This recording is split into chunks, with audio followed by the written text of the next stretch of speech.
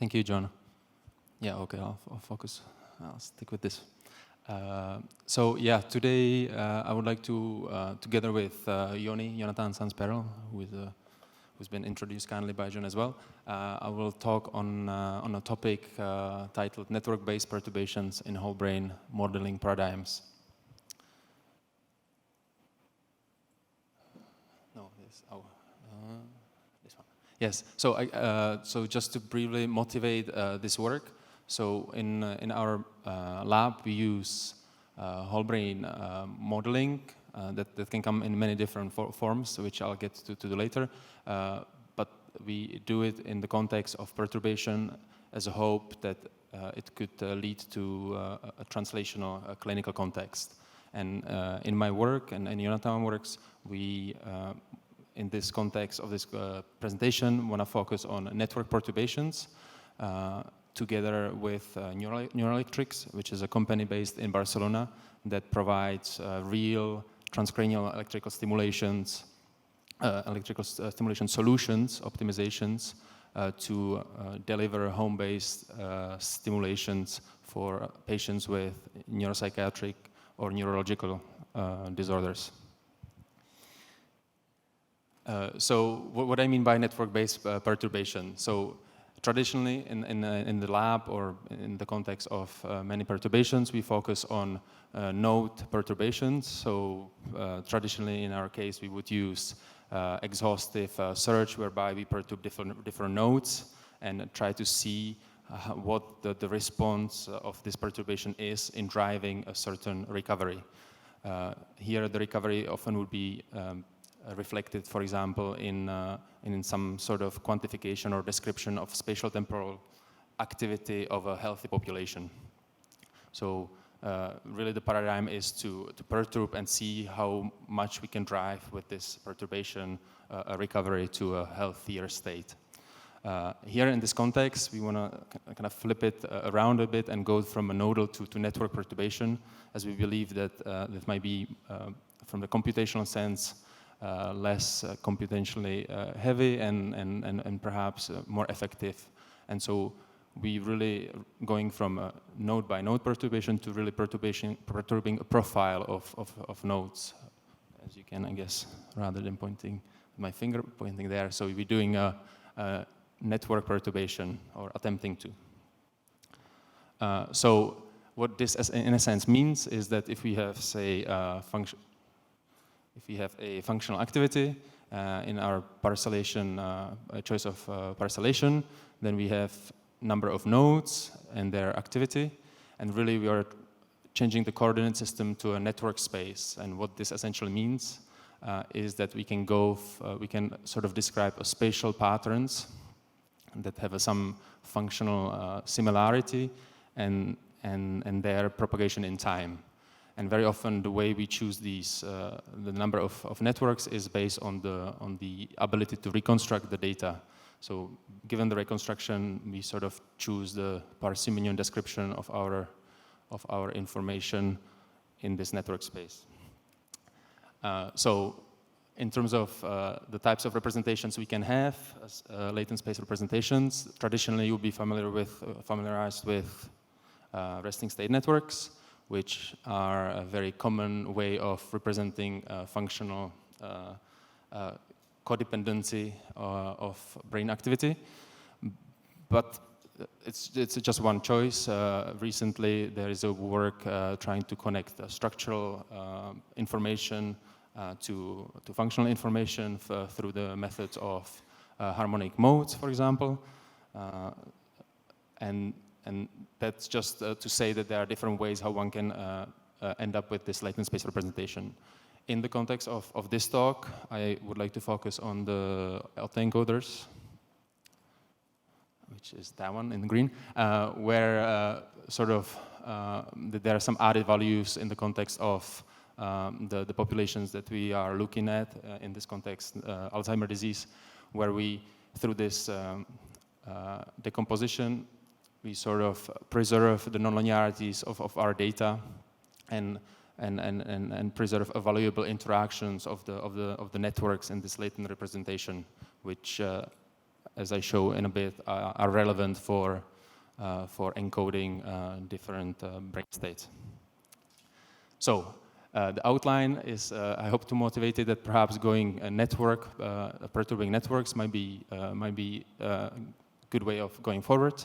And I would like to move on to two studies that sort of look at, try to understand what we are encoding in these latent spaces in terms of functional information, and then show a network-based perturbation paradigm in the context of Alzheimer's disease. And then perhaps suggest some future steps that we can, how to validate further these ideas and how we can move forward in a clinical context. Yeah, so this might be a busy slide, but I'll try to. So in the first study, we basically took the benefit of, or the power of the HCP dataset and the information that it contains in terms of the spontaneous and task-evoke activity. So we have 7 canonical tasks and the resting state activity, and we've compressed this information into a latent representation through the autoencoders, which we sort of think of as the latent space of cognitive states. And here, so essentially what it does is that it takes the information, compresses it into a latent representation, and by decoding information through this latent space, it sort of compresses the reconstructed and the original space and tries to minimize this difference. So it's a very good way of compressing information by keeping non-linearities that are in the system. The choice of 9 dimensions, which is a free parameter, is a choice, like in any clustering that we might do in the data. Here, what we're interested in is to find a good accuracy of the reconstruction together with parsimonious representation. So ideally, we're choosing the least possible networks. And then once we have this, one of the set of results focuses sort of on the network identification. So what these latent space information, what does it encode? And secondly, whether we can say something about the interaction of these networks, because that's sort of intrinsically preserved in this model in the context of the task. So moving to the first result, so basically what I'm showing is the correlation to the known canonical resting state networks, and you can see that it's not one-to-one mapping, which we believe is a good thing. So we can have, for example, the network 1 that sort of encodes mainly the limbic system, but for example here in the network 8 already you can see that we're moving more towards the gradient-like architecture that sort of encodes this unit to transmodal information that Davide was talking about, or from a dynamic or functional connectivity perspective, we are familiar with this kind of state that doesn't encode any functional connectivity map, usually considered to be the global state. And so what seems to be happening is that these functional networks sort of encode many different functional properties of the known fMRI activity. But you can think of it really as a vector of activations that sort of can be also associated to other metadata for specific different neurological or neuropsychiatric disorders in the context of receptor maps or gene expression, etc.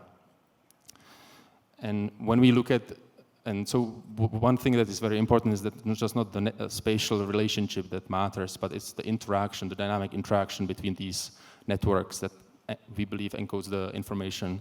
This is indeed what we did in this part of the study, where we basically, using some methods, using temporal asymmetry, we look at the interactions of the network between themselves, and then, which will be represented here on the right, on the left rather.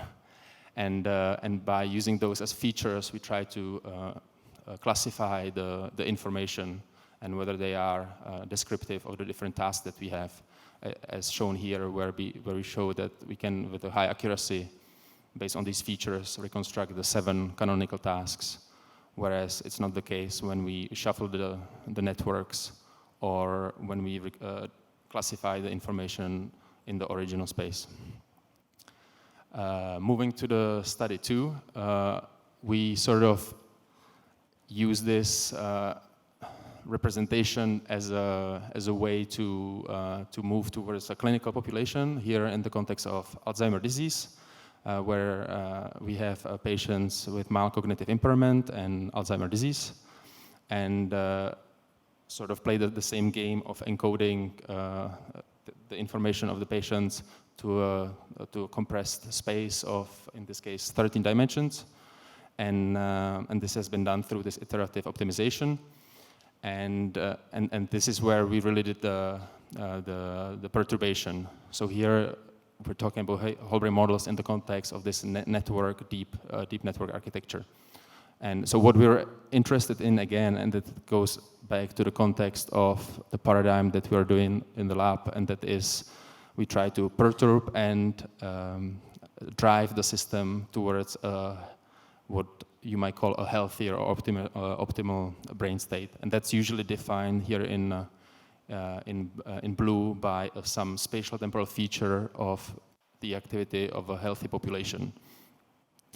And so once we have this becomes our gold standard, and then we perturb in the latent space the different dimensions, which are a spatial network patterns, and then we do it exhaustively for different dimension, and we decode this perturbed data to the original space, which is the region space, and then we compare how well this perturbed data approximates our healthy state. And we do this for all the patients, the MCI patients and the Alzheimer's disease patients. This is basically what I've just explained. So we do this iterative perturbation protocol, and then we sort of quantify what networks sort of drive the system to the optimal healthy state. And that can be summarized here. So for subjects and latent dimensions, we can see this is the absolute correlation between the functional connectivities between the healthy, which is the grand average functional connectivity of the healthy population, and the perturbed dynamics for the different dimensions, latent dimensions, and the subjects. Perhaps better it is seen in the relative terms, where we basically look at the difference between the unperturbed to perturbed, so how much we improve if we perturb with this network in the latent space. So that comes clear that there are, for example, two networks that sort of two latent dimension, two network that sort of consistently show up across subjects. And these are the ones that we just kind of show in the context of the functional systems, the resting state networks. So here the dorsolateral system, for example, mainly, or the frontoparietal, which sort of in the context of the frontoparietal network makes a lot of sense, where we have the dorsolateral prefrontal cortex, which is usually a perturbation site for Alzheimer's disease, where we want to entrain 40 Hz gamma activity, and the same goes with the posterior parietal cortex, for example. And so, yeah, so this is just a beginning of an idea of kind of going towards a more network-based perturbations, and there are different ways how we think about future steps in linking it to more biophysical models, because thus far we think of it very phenomenologically, and again, this is in context with Neuroelectrics, which is a company that really drives quite nicely this need for translation. So through the interaction with their optimization, there are different ways how we wish to move forward. And one of them is that given these perturbation profiles, they sort of provide us with the optimal montage of in this context is TDCS electrodes that then we can use, because these are the actual electrodes, montages and the electric fields, we can use them back in a more biophysical models to see whether with this more phenomenological profiles, with this more phenomenological profile and the real stimulation sites, electrical fields, we can see that the biophysical model drives the system in the direction of recovery that we want. And ultimately, and this is up for discussion, and with John or Joanna here, we've been discussing it in a way how we can do it in the most timely and efficient way, but is to really use these perturbation profiles to suggest real montages, and then, of course, test them in a clinical context where we use this in silico guided and controlled condition to see whether with the in silico guided perturbation we can improve the patient's condition. And yeah, so this is just a summary slide. So I hope to have sort of motivated the perturbation paradigm in the context of networks or profiles of spatial activations. That the latent dimension, we believe, encode relevant functional information, and through the context of Alzheimer's disease, network perturbation is viable for driving recovery, at least in the fMRI sense. And yeah, so we believe that the network perturbation could play an important role for clinical translation. Thank you.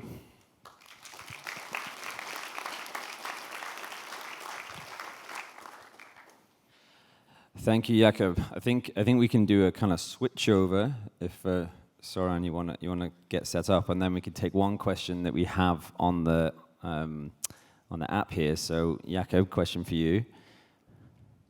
Yeah, which I'm going to extend. So yeah, click off. Yeah. So the question is, how do the latent space dimensions relate to the functional harmonics? And well, actually, let's just go with that. How do latent? Yes. So how does spatial relationships? Can I just read it once more? Yes. Yeah. How do the latent space dimensions relate with functional harmonics? Yeah. So functional harmonics, they can be. So it's a method that sort of decomposes data into harmonic modes, and they tend to have spatial frequencies that go from kind of very global, lower spatial frequencies to higher spatial frequencies. So in the context of the latent dimensions, which sort of encodes, they encode more the space, not in this like a spatially specific manner. They would relate more to the lower harmonics.